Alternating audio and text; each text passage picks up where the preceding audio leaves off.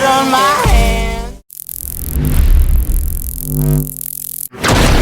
Hello YouTube, Boss Rino. Welcome to my channel. Ito na, ang dami nag-request ito. Goosebumps Top 5. Subscribe nyo si Goosebumps Top 5 kasi excited na rin ako sa kanya na maka 100,000 subscribers siya. Meron na siyang 97,900 subscribers. So, mga 2,000 subscriber na lang. Ay, 100,000 to. Magkakaroon na to ng silver button. So, ito ay multo sa totoong Ju-on house. Nagpakita sa camera, ano yung Ju-on house? So, tingnan natin kung ano yung Ju-on house. Ito na, tirahin natin to bago pa tirahin ng iba. Ang mga videong inyong matutunghayan ay para lamang sa mga taong matatagang Grabe yung boses talaga nito. loob dahil maaari itong magdulot ng disturbance sa inyong mahimbing na pagtulog. Nangyayari sa akin yan, nahihirapan ako matulog.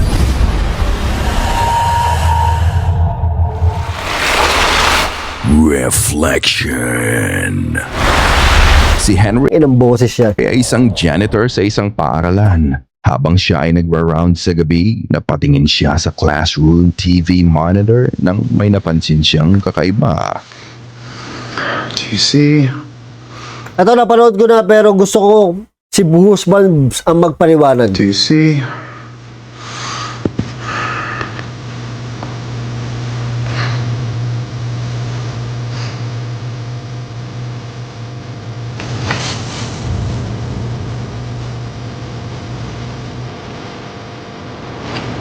Oh my God! I mean, is that not Eh, no, may nakatayo a oh. kid sitting right there?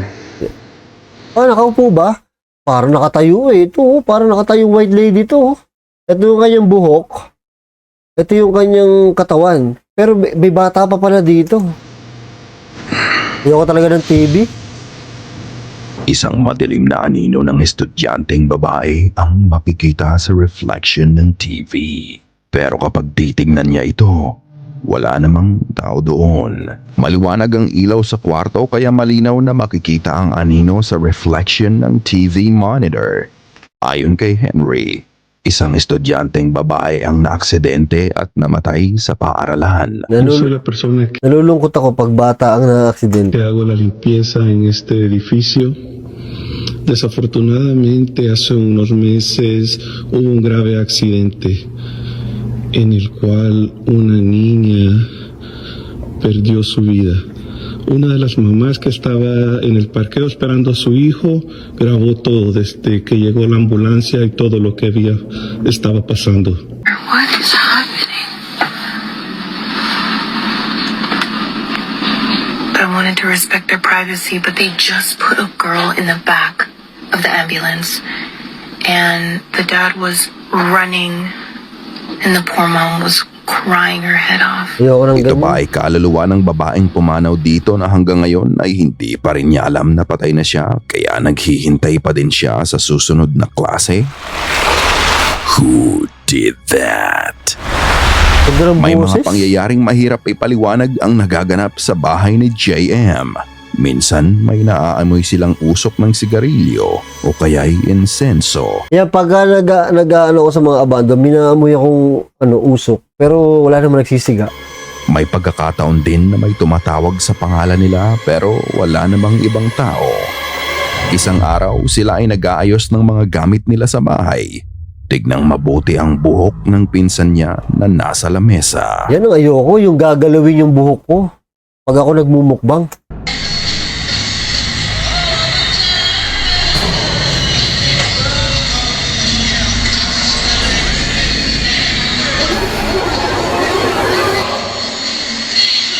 Alright, you guys have a ghost in here. Bahagyang umangat ang buhok ng pinsan niya. Pero wala namang tao sa likod niya. Oo nga, no? Naramdaman ng pinsan niya ang pagkakaangat ng buhok niya. Kaya napatingin na lang siya kay JM matapos ang pangyayari.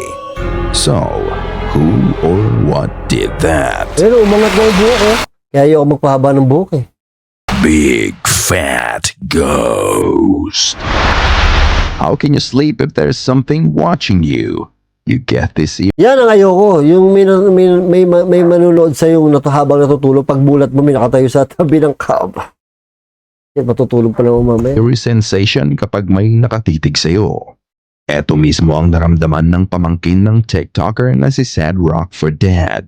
Habang siya ay nagpapahinga sa sofa, he felt a presence that someone's watching him. And when he looked up, he saw the presence and it made him get up right away.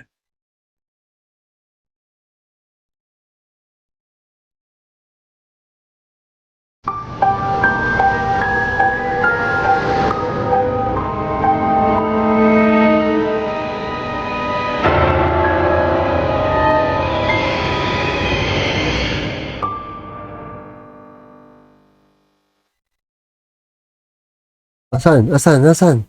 If you look closely at the hall Ay, leading oo to the nga, no? rooms, a huge dark Oo nga, mataba nga. Ano ba naman tong multo na to ay mag-diet? silhouette appears.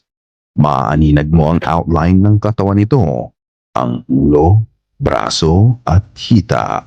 Ito ay tahimik na pinapanood ang pamangkin ng TikToker. Matapos niyang makita ang malaking figura ng lalaki, siya ay umalis na din bago pa may masamang mangyari sa kanya. Haunted Manor. Ang Allington Manor ay isa Ito, masarap puntahan. Yung mga gusto kong puntahan, yung ganyan na itsura, oh. Yan ang gusto ko. Gaganahan ulit ako magmukbang pag ganyan. ang lumang struktura na ginawa noong 1086 na pag-aari ng marangyang pamilya ng Allington, United Kingdom. Oh my God. Ito ay pinamumugaran ng isang bayolenteng espiritu ng dating nakatira sa mansyon. Kapag nga daw pumasok ka sa Lord's Room, parang may nakatitig sa'yo kahit saan ka magpunta sa kwarto. Inimbestigahan ng Brooks Paranormal Group ang manor na to, and they were not disappointed sa mga nakuhaan nila.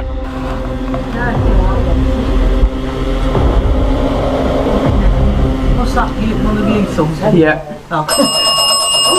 Hey! You sit Ano yun?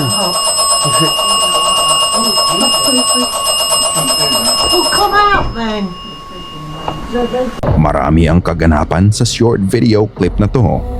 Habang sila ay nag-iimbestiga sa maid's room, bigla na lang nag-alarm ang dead bell kahit Dead wala bell? namang tao ang malapit dito. Dead Pagmasdan bell? mo din ang laser grid sa may gawing bintana. An unknown object blocked the grid. Parang may wala nga. kumanong dark entity ang dumaan. At bago matapos ang video, makikita din ang isang orb na biglang lumabas mula sa bathtub. Is it the violent spirit residing in Allington Manor or is it just a hoax? Kayo na ang bahala Creepy ng bahay, oh. Yan ang mga creepy talaga. ang humusga. Playing piano. Ang susunod na video ng inyong mapapanood ay galing kay Trent Williams. Siya at ang kanyang Oh, piano. kaibigan ay nagrenta ng Airbnb sa Finger Lakes, New York. Pero ang hindi nila alam, ang Airbnb pala na nirentahan nila ay may sariling entertainment system played by invisible entities. Binalaan na sila ng may-ari ng Airbnb na kusa na lang tumutunog ang piano ng mag-isa sa gabi. Siya ay hindi Yay! naniniwala sa mga paranormal, pero kahit siya ay hindi makapaniwala sa nasaksihan niya. Okay, I usually do not, or I never have believed in like haunted stuff. Okay, but I'm out at Skinny Atlas Lake, the Fingers Lakes in upstate New York, and the Airbnb I'm staying at, the guy did say, just FYI, we do have people say that they hear a piano play at night, Oh and my I thought God. it was bullshit, and I swear to God, I've heard it. It plays. There's nobody fucking in here. I'm gonna walk over here, so in case I die, I have a documentation of it, okay? It's an old house. It's on a beautiful lake, though. But I did find out the guy who owns the place, daughter died in a car wreck. And her ashes are on the piano. Hindi ba yung piano talagang minsan nag-e-error, tumutunog? Kasi puta, kumulto talaga yan. God, I get chills. But that's the piano. And it plays at night. And it freaks me out. I have chill bumps just being in this room. I do not get a good vibe. But it's scary as shit. I'm fucking telling you, this place is fucking haunted. Do you heard that? Yeah, I can't do this shit. It's so scary. No, you go in there with me. Yes. Creepy. Stay fucking behind me, fuck you. It fucking keeps playing, I swear. Ang creepy nung salamin. Tinan yung salamin, oh. Bitch. It's this piano, I swear to God it is. No, dude, you got me fucked up. If I die, I swear, I will.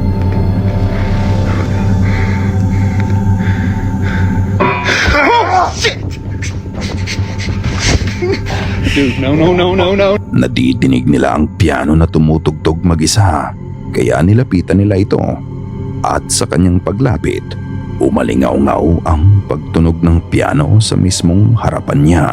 At ang mas nakakapanindig ng balahibo, kapag zoom in mo ang video, makikita mo mismo ang isa sa mga keys ng piano ang napindot kahit Ay, pag may inapakan ng dagayan sa loob, parang napindot din yung piano.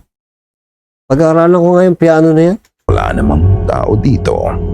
Sa gulat ng dalawa, nawala ang kamatsuhan nila at napatakbo na lang sila sa takot. Uuwi na ako dyan. Uuwi na ako. Not as skeptical about the paranormal as before. Bago natin ipagpatuloy ang ating Goosebump on crime at karumal-dumal na mga subscribe ka na. Goosebump Driveway. Ang video na inyong mapapanood ay galing kay Bianca Allen. Ito ay nakuhaan ng security cam sa bahay ng kanyang mga magulang habang ang kanyang mga magulang ay nagpapahinga sa gabi. Bigla na lang na-trigger ang motion detector sa harap ng bahay nila. Ito ang kanilang nakuha.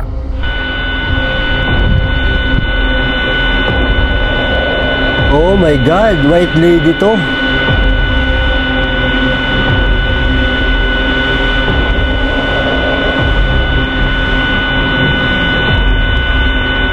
Habang unti-unting nawawala ang glare ng ilaw sa video, makikita ang isang mist-like entity walking off along the driveway. Kapansin-pansin ang pagakbang ng entity na to. At Mahakbang pagdating no? sa halamanan, ito ay bigla na lang ding nawala na parang usok. Baka umihilang doon sa halamanan para hindi siya makita. Ang ina ni Bianca ay kumbinsidong may nakuhaan silang paranormal sa video, habang ang tatay naman niya ay skeptic at sinabing what they've captured in the camera is just a cobweb. Another video was captured inside a fast food restaurant. Ito naman ay video na in-upload ni Sarah Brown sa kanyang Facebook. Ayon sa kanya, she can write a novel about all the weird stuff happening inside this food chain.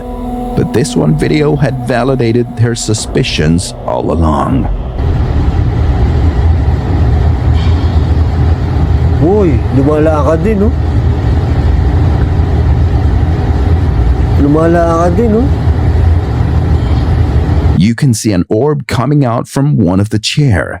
Ito ay bahagyang umikot-ikot pa sa lugar bago ito bumalik sa likod ng silyang pinanggalingan niya. Kung ito ay isang insekto, makikita mo sana ito na manggagaling sa ilalim ng video.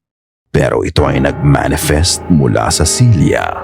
Kaya tatanungin ko kayo mga ka-Goosebumps, are these videos an actual paranormal event caught on cam? Or is it just an insect crawling on the camera lens? Ikaw na ang bahalang humusga. Parang humahakbang eh, no? A witch up there.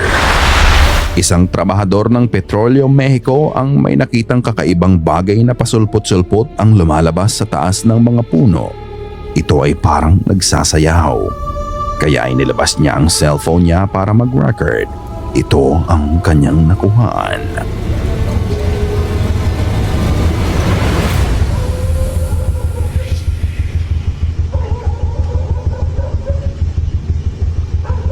Ano yan? Ulul. Nasa taas ng puno? Ulang iya mo yun.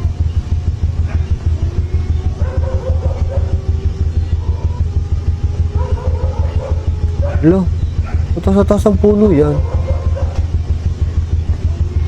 Nang kanyang i-zoom in ang camera, isang figura ng itim na babae ang unti-unting lumalabas sa ibabaw ng isa sa mga puno. Wala kang maaaninag na itsura nito kundi itim lang. Ito ay tumingin-tingin sa paligid niya At nang mapansin nito ang camera na nakatutok sa kanya, ang itim na figura ng babae na to ay parang kumaway pa. Ang sabi ng mga nakakita nito, Di ito ba daw edit ay yan? isang bruha. Ang mga bruha ay eksperto sa witchcraft. Ito nga ba ay bruha o isang elaborate hoax lang? Basta ang masasabi ko, kung ano man ang bagay na to, ang galing ng balance mo. Oo, ang galing ng balance. Stranger Things. Oh, ano yan? Ang footage na ito ay nakuhaan ni Jeff sa kanyang YouTube channel. Siya ay nakatira sa isang apartment near a lake sa South Carolina. Sabi niya naisipan niyang mangisda ng hating gabi. It was 11 Ay na mga mangingisda ka hating gabi. p.m. at the time. On his way to the lake, bigla siyang nakarinig ng mga tunog ng pagbali ng mga sanga ng mga puno sa paligid niya. Nawirduhan siya sa mga nangyayari. It's unnatural. I hope you can hear this. It sounds like gorillas fighting in the tree. They're breaking limbs bigger around than me.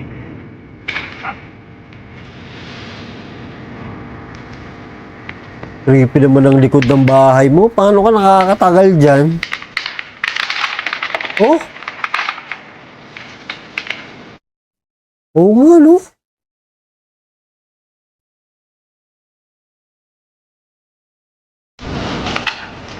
Look, that's bigger than me. Look at that, look at that, look at that, look at that, look at that. Flashlight, flashlight. Baka makita natin. What in Jesus' name is doing this? Oo nga, no? Wala namang gorilla. Oh my God, he just took half the tree down. Oh. Oh my God. Uy, Oh my ano God. yan? Oy, hindi scripted to. Paano naging scripted yan? Ang hirap yan. Kita nyo, tumutumba talaga yung puno pero wala tayong nakikita. Makikita ang mga puno sa likod ng apartment complex na gumagalaw mag-isa. What is strange is you can hear something moving around the trees. Maririnig mo ang cracking sounds ng mga punong nababali ang mga sanga. Ang katakataka pa dito, makikita mo ang paggalaw ng mga puno pero hindi mo makikita ang sanhi ng paggalaw nito kahit pa may nakatutok na flashlights. Oo nga, tama. Hindi mo din pwedeng sabihin na tao ang may gawa nito dahil sa lakas nito. Minali pa nga ng kung anong creature o entity ang kalahati ng puno na parang toothpick lang. Pwede mong ikumpara ito sa predator while on invisible mode. It looks territorial and it doesn't want Jeff anywhere close to the lake. Up to this day, palaisipan pa din sa kanya ang mga nangyari ng gabi na yon. But what do you think? Share your thoughts in the comment section below. The Grudge. Grabe yun. Halos nasisira na, halos natutumba yung puno. Ano yun? Yan ang mahirap i-explain. Ang final video natin for this episode ay nanggaling sa YouTube channel ni Omagatoki Film. Ito ay nang imbestigahan nila Ito, sikat to. Yang sa Japan na yan. Sikat yan. Magaling yung magano. Medyo boring yung kanyang vlog. Pero legit kasi. ang real Ju-on house sa Japan. The Ju-on house is said to be haunted by a vengeful spirit of a woman. Si Hiro at si Tomo ay nagsalitan sa pag-iimbestiga. Naunang mag-investigate si Tomo. Sa simula pa lang ay hindi na mapakali si Tomo dito. Nagstay siya sa isang kwarto, ngunit wala namang unusual na mga nakuhaan niya except for strange noises. なんかね、大丈夫？今聞こえる？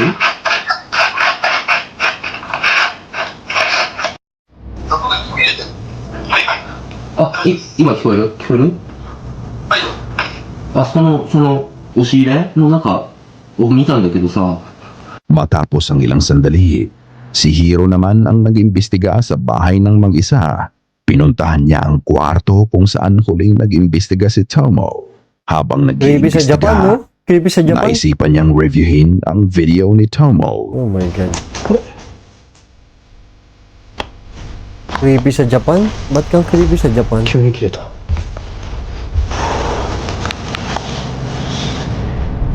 前トモさんが一人でここで検証してた時に僕と電話したじゃないですか。でその Sabi niya, pagpasok daw niya dito sa kwarto na to, amoy utot daw. O, naamoy ka agad niya, kaya naka-face mask siya eh. Pagpasok niya, amoy utot daw. Baka daw umutot yung kasama niya kanina. 時にやたらバタバタ聞こえて音が聞こえてたんですよ。 Oh, di ba? Oh, di ba? Sabi sa inyo, pakinggan nyo.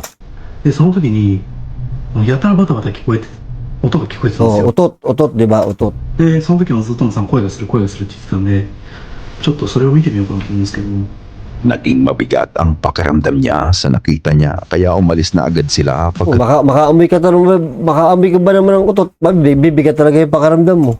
noon. Hindi na nila tinapos pa ang investigasyon. Ito ang kanyang nakuha. じゃあ、一回。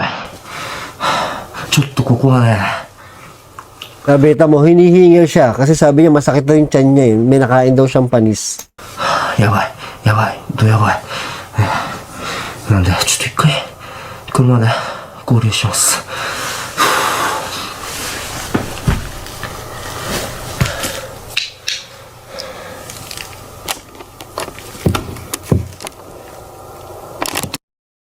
Ano nangyari?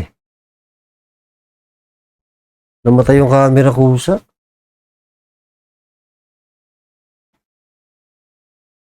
Tapos nag-record ng mag-isa? Ay putya.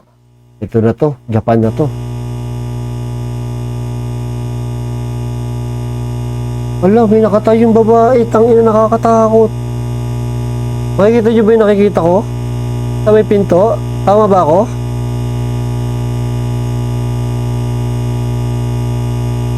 Ay, gago. Ayawan to pag ganito.